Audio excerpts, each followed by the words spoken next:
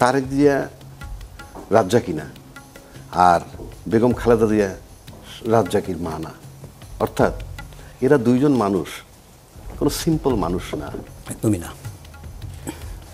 বেগম খালেদা জিয়ার প্রেজেন্স এবং অ্যাবসেন্স একটা বিশাল পার্থক্য বহন করে। উনি বেঁচে থাকলে একরকম, উনি মরে গেলে আর একরকম। মানুষ সবাই মরবে, সেটা ভিন্ন কথা, কিন্তু উনি যে অবস্থাটায় আছেন, ওনার বিষয়টা নিয়ে যখন আমরা ক্লিয়ার কিছু জানতে পারতেছি না, তার মানে এটাই ফ্যাক্টর যে ওনার মৃত্যুর সংবাদে, ফিরে আসার সংবাদে তো ভালো হবে সেটা আমরা জানি, মৃত্যুর সংবাদে কি হয় পরিস্থিতি সেটা অবশ্যই ভাববার বিষয়। আর ভেরি সিম্পল, যেটা একটু আগে বললেন আপনার প্রতিবেদক, যে চীন থেকে একটা টিম আসছে, এয়ার অ্যাম্বুলেন্স বিশেষজ্ঞ, এবং তাদের রিপোর্টের ভিত্তিতে তারেক জিয়ার আসা না আসা অনেকটা ডিপেন্ড করে। বলতে চাইছেন যেটা, যে ওরা যদি ক্লিয়ারেন্স দেয় যে না নেওয়া যেতে পারে, তাহলে সেখানে অপেক্ষা করবে।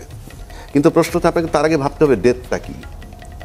Death is a command of Almighty. এই কমান্ডটা যখন আসবে তখন আপনার মৃত্যু। এনে ডাক্তার যত চিকিৎসা করুক, ওই কমান্ডটা না আসা পর্যন্ত শি উইল সার্ভাইভ।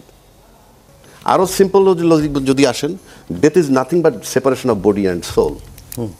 এখন আমি এরকম ঘটনাও পাইছি যে আপনি সিঙ্গাপুর বা ব্যাংককে গেছে চেক আপ করাইতে, সকালবেলা চেক আপের রিপোর্ট দিতে এভরিথিং ইজ ওকে, বিকালবেলা ফ্লাইটে এসে ইমিগ্রেশন ক্রস করার পর হি ওয়াজ ওয়েটিং ফর বোর্ডিং, এবং ওইখানেই হার্ট অ্যাটাক করে মারা গেছে। তার মানে আপনি যদি বিষয়টাকে সিরিয়াসলি দেখেন, তাইলে এই ইস্যুতে যদি তারেক জিয়া সাহেবের আসার বিষয়ে সম্পৃক্ত থাকে, তার চলে আসা উচিত ছিল। এইটাই যৌক্তিক। চায়না কালকে রিপোর্ট দিল, Chinese doctor, he is okay, যে চলে যান, আপনি বিদেশে যেতে পারবেন, ফর এক্সাম্পল, তর্কের খাতিরে বলছি। জি, তারপরে তার পলকে মৃত্যু হয়ে যেতে পারে। কিন্তু এই সমস্ত আনসার্টেন জিনিসের উপরে কারো ডিপেন্ড করতে হয় না, এটা তার স্বাভাবিকভাবে আসা উচিত। কিন্তু কেন সে আসবেন, উনি পরিষ্কার করে দিয়েছেন কয়েকদিন আগে একটা স্টেটমেন্ট দিয়ে, যে আমার ফেরত আসাটা আমার একক সিদ্ধান্ত নয়, এটা একটা পার্ট। সেকেন্ড আর একটা পার্ট আছে, সেখানে সে বলছে আমি যে কেন আসতে পারছি সাথে ক্লোজ মানে ডিসক্লোজ করবে, সেটার জন্য সে একেবারে অবারিত সুযোগ নাই। দুইটা ব্যাপার কিন্তু খুব মারাত্মক। এবং এটার পার্শ্ব প্রতিক্রিয়া দেখছেন, এটার পার্শ্ব প্রতিক্রিয়া হলো সরকার বলে দিচ্ছে সাথে সাথে যে সরকারের তরফ থেকে তার কোনো বাধা নাই। গত 13ই জুন, সম্ভবত জুন মাসে, তারেক জিয়া রহমানের সাথে দেখা হইলো আমাদের প্রফেসর ইউনূস সাহেবের। যদি সরকারের সাথে আর কোনো প্রবলেম থাকতো, আমার ধারণা ওখানে ডিসক্লোজ হইতো। আচ্ছা রাজাকে একটা প্রশ্ন একটু করি এখান থেকেই।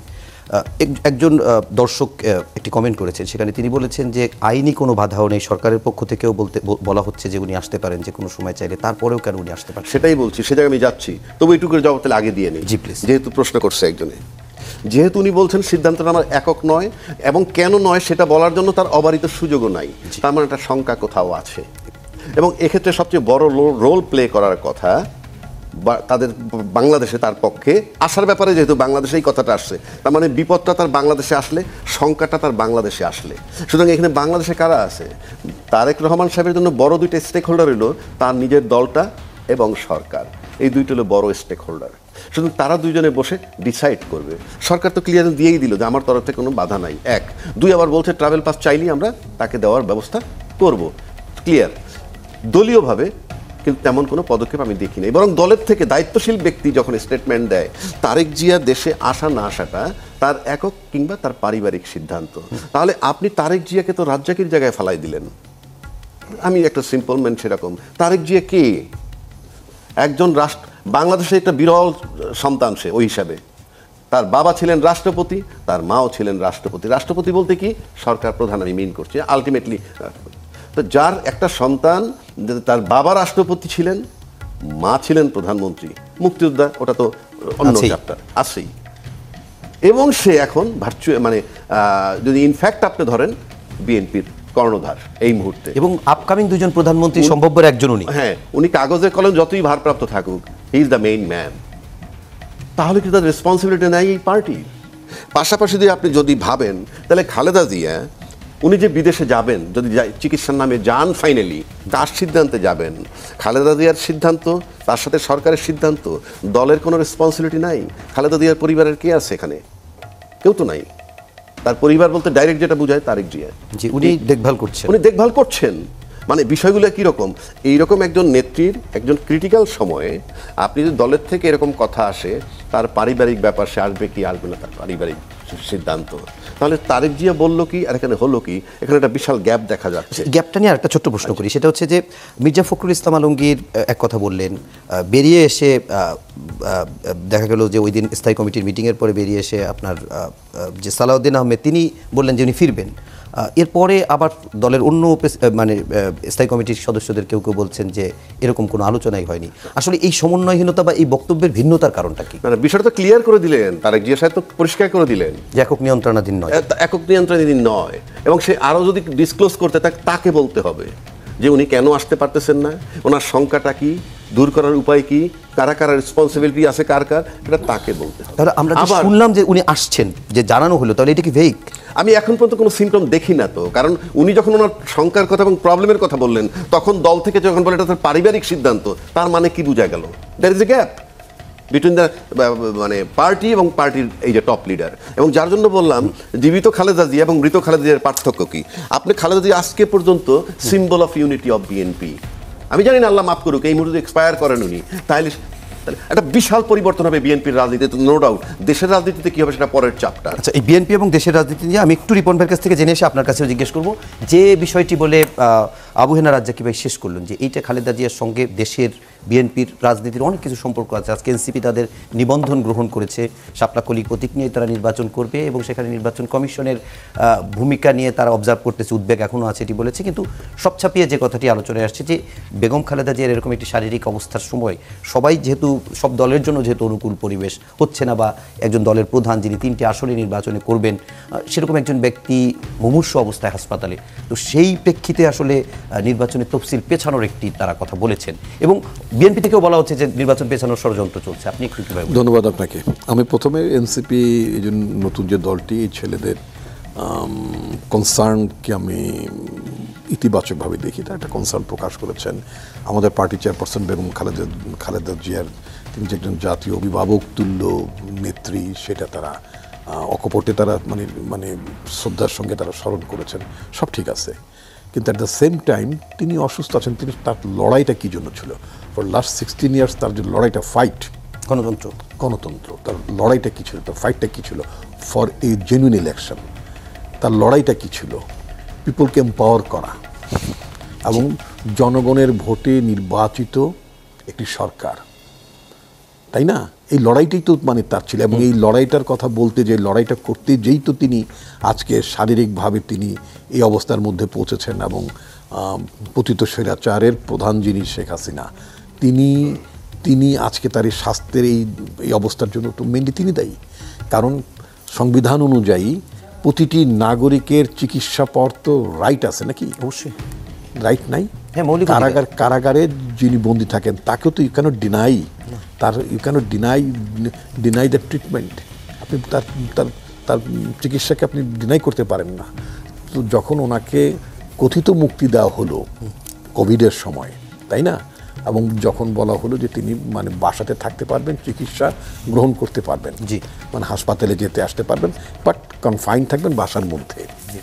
তো ওনার স্বাস্থ্যর অবস্থা, ওনার রিপোর্টগুলো যখন আমরা দেখলাম, ম্যাডাম তো যখন কারাগারে গেলেন, আদালতে যখন যেতেন, প্রতিটি হাজিরার সময় আমরা তো তাকে দেখতাম, তিনি খুব সুস্থ অবস্থায় গাড়ি থেকে নামতেন, হেঁটে তিনি আদালত প্রাঙ্গণে গিয়েছেন, আদালতের শুনানিতে অংশ নিয়েছেন, কখনো কথা বলেছেন তো।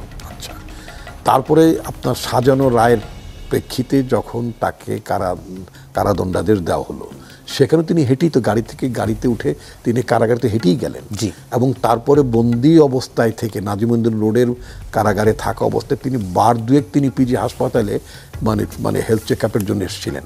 তখন আমার স্পষ্ট খেয়াল আছে, তখন ওখানকার সবুজ পোশাক পরিহিত হয়তো হসপিটাল গার্ড অথবা আনসার অথবা হোয়াট এভার, তারা তাকে হুইল চেয়ার অফার করেছিলেন। হ্যাঁ, তিনি সেটা রিফিউজ করেছেন। এটা লাইভে আমরা দেখেছি, এই তো ভিডিও ফুটেজ আমরা দেখেছি। তিনি রিফিউজ করেছেন, তিনি বলছেন যে আই ডোন্ট রিকোয়ার ইট, এটা লাগবে না। কিছুদিন পরে যখন শেখ হাসিনা যখন তাকে আদালতে গেলেন, কারাগারে গেলেন, কিন্তু যখন তিনি বাসায় ফিরে এলেন তখন তিনি হুইল চেয়ারে বসে তাকে আসতে হলো। এরপরে আমরা তাকে কখনোই আর দাঁড়াতে দেখিনি।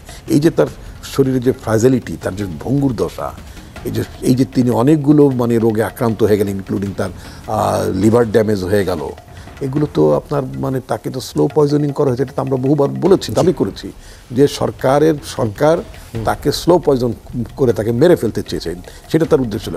যখন আমরা তাকে বিদেশে চিকিৎসার জন্য যখন আমরা দাবি তুললাম, তখন সরকারের প্রধান তৎকালীন সময়ে কি উত্তরটা দিলেন?